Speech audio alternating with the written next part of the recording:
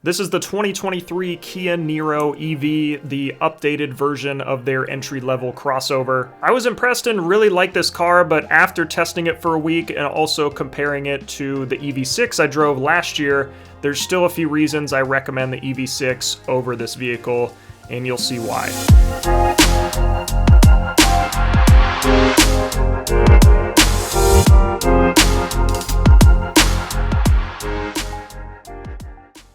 This vehicle might look familiar because it actually comes as a regular hybrid and a plug-in hybrid version of this vehicle. Same exact body style and everything. This one is just fully electric. And the electric version comes in two trims, the Wind trim and the Wave trim, which is what I'll be testing in this video. On the exterior, we've got the snow white pearl paint with the gray Aero blade. And I will say this paint really grew on me over the course of the week.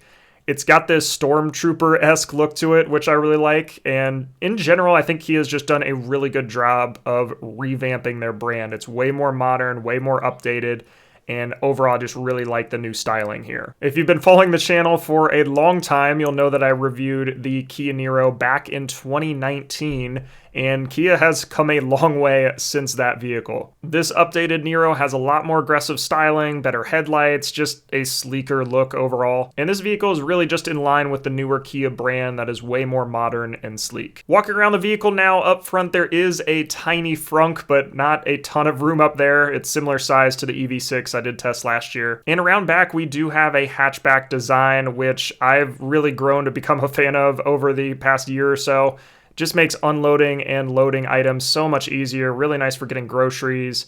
And the back seats do fold flat if you do need to haul larger items. Again, this is a crossover. It's not a full-size SUV, so it does feel like a normal car in a lot of ways. However, I do fit in the back seat okay. It is a little bit snug though for somebody my height. The back seat also features USB-C ports on the side of the seats, which is a bit of an odd place. And there's also a normal 120-volt outlet below the rear seats for charging or powering larger items. Up front is where you can really see a difference between the old Niro and the updated Niro. Kia's completely refreshed this to match their more luxury vehicles, and I felt really at home here testing the EV6 previously. The screens and everything did feel very similar to the EV6, so I did like that. However, I have the same complaint I had about the EV6, where they just need to update a lot of this, I think make it a little bit better organized, and it also does need updated. I noticed a charging site that I visited when testing was not even on the map, so I couldn't precondition the battery to get there when I was going to charge.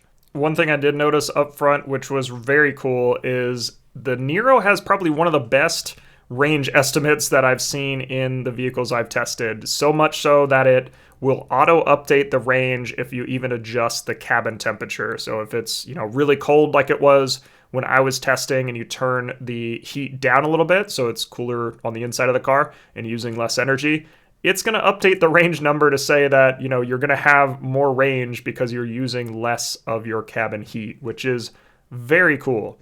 The range updates are great. However, there is no great way to show percentage on the main dash screen behind the steering wheel. The only way to see battery in percent is by going to the main screen and clicking through some settings to view your charging screen. As somebody that likes percentage, I wish this was a lot easier, but this is really the only way to show it. You do get a heads-up display while driving, which is really nice. And this vehicle was spec'd with the perforated gray and charcoal Syntex seats, which I found to be very comfortable and was fine in the full hour-long drive I took one of the days while I was testing. However, one thing I noticed while I was driving was just the lack of cabin insulation. I drove the Mach-E last year, the EV6 last year. Both of those felt much better insulated than this vehicle, which is a little bit disappointing, but again, this is the entry-level version, not as luxury as those other cars. However, it was on par with my Model 3, which historically, compared to other cars, is not very well insulated. You can definitely hear a lot of the road noise and just outside noise when you're in this car. I also noticed while driving, this car is a bit top heavy. Again, it is a crossover, it sits up a little bit higher, and you can definitely feel that driving around. You don't feel as stuck to the ground as you do in some other vehicles that are a little bit more performance tuned.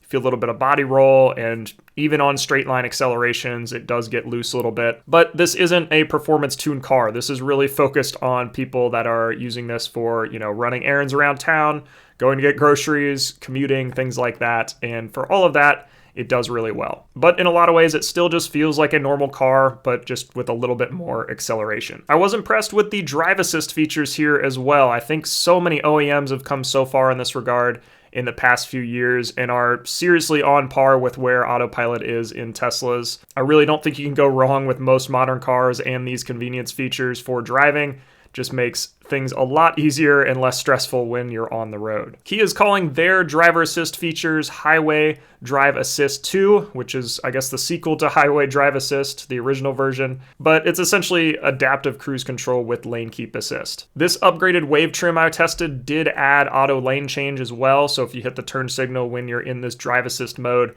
it will change lanes automatically. But overall, I was very impressed. I used it on a lot of my highway driving when I was testing the vehicle. And I did notice, similar to Ford Blue Cruise and some other non-Tesla systems, it does feel a little bit loose when you're driving it, which is, again, more of a preference thing, but I actually enjoy the ability to slightly adjust and kind of make these micro adjustments as I'm going around turns or maybe passing somebody. I can slightly move the vehicle in the lane without completely knocking it out of the drive assist. Some people may not like that because you don't feel as solid when you're in this mode, but for a lot of people, it's nice being able to adjust things a bit. If we switch gears to some of the more EV-focused features, this is where the Niro starts to lack a little bit compared to the EV6. So first, let's look at range. The Niro comes with a rated range of 253 miles, whereas the base EV6 starts at 310 rated miles. For peak charging rates, you're stuck at 85 kilowatts on the Niro, which is seriously not cutting it in 2023. I really expect most new vehicles to be at that 150 or higher range. And if you compare it to the EV6, it is doing 240 kilowatts. So this means, you can actually road trip with the EV6. You have some of those charge times in the 10 to 30 minute range, whereas the Niro is likely going to be 30 plus minutes for most of your charging stops, especially if you're filling up a majority of that battery pack. So just drove to this EVgo station, and I was going to test out kind of the battery preconditioning on this car, and unfortunately this station is not listed in the map yet. So when I was navigating here, nothing was really going on. I was just kind of driving like normal, but we're about to plug in. I'm at 63%, so not an ideal charging test here, and it's also freezing cold out, so we're going to see what the fast charging experience is like on the Kia Niro.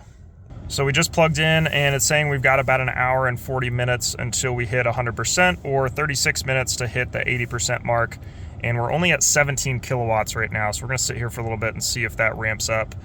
But let's see if the screen shows anything else here. Just says that it's battery at that, and it is charging currently. So it did give me a warning when I plugged in that said climate would take away from some of the charge speed, but fast charging, I don't think it's going to be significant here. But so we just hit 70%, and we just touched 30 kilowatts, 29 kilowatts, so it has gone up a little bit, but I haven't seen it go above 30 yet. So we're now at 77% and hovering around 30 kilowatts. We've seen that basically the whole time we've been here. We just hit 80%, and our charge rate has dropped down to 19 kilowatts. It's about what it was when we plugged in, but we've kind of seen it fluctuate throughout the session. I saw a peak of around 30, but still pretty slow here. It's saying we've got another hour to get up to 100%, which is just abysmal. So very strange. I'm about to wrap up the charging session here. I've been here a while, but as soon as we hit 80%, this dropped to around 19 kilowatts, and it has stayed there the entire time. So I'm wondering if this is either a car limit or an EVgo limit. Either of them could be, at fault here, but very odd that as soon as I hit 80, it dropped.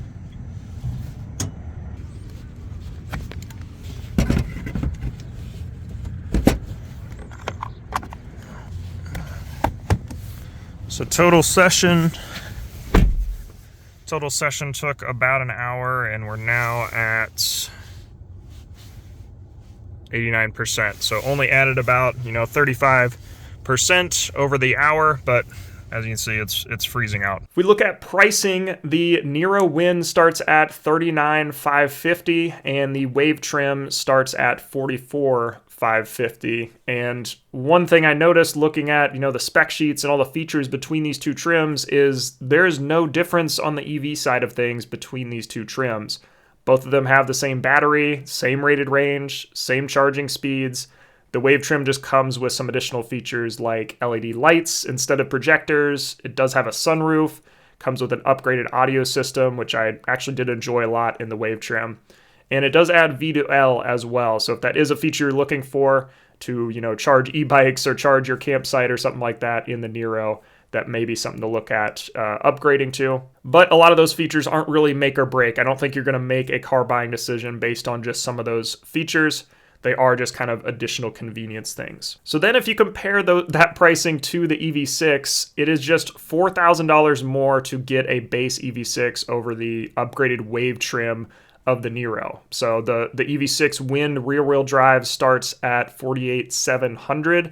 And personally, if you're looking at the Niro, I think it's also worth checking out the EV6. It is, 20% more expensive than the base Niro, but I think with all that additional range, faster charging, just some of the additional features you get with an EV6, I think are definitely worth it and worth checking out. So final thoughts here. I really did like the Niro. I don't want to sound like I dislike this vehicle completely. I think just looking at it in the market compared to the EV6 and just what it offers compared to some other vehicles on the market, I think there is, a time and place where this vehicle makes sense, but it's not going to make sense as, a road trip vehicle or something you're going to be taking long distance. I think there's a lot better options out there, and just spending a little bit more money can upgrade you to an EV6, and I think that's still, a significantly better car than the Niro is. But on the flip side of that, if you're going to be using the Niro for, getting around town, going to get groceries, running errands, those kind of, around town activities, I think the Niro is an excellent vehicle. It still does have fast charging if you need to hit one, and that's a necessity, but, doing that consistently might be a bit of an issue. But that'll do it for my thoughts on the Niro.